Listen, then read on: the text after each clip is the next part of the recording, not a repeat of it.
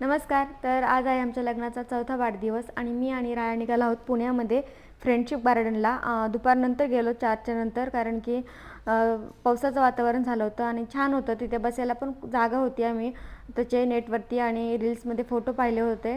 तर म्हटलं गर्दी नसेल पावसामुळे तर चला जाऊया, आणि आम्ही छत्री न्यायचं विसरलोत. आम्ही रेनकोट वगैरे घेऊन गेलोत. म्हटलं तिथे जाऊन शांत बसावं.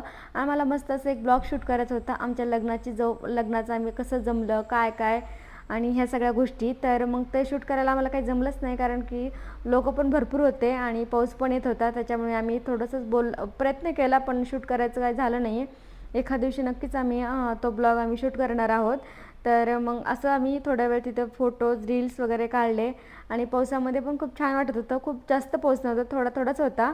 बसण्यासाठी जागा वगैरे होती. खूप छान गार्डन आहे तिथला. पावसामुळे धबधबा बंद होता आणि मग असा आमचा ॲनिव्हर्सरी डे आम्ही स्पेंड केला.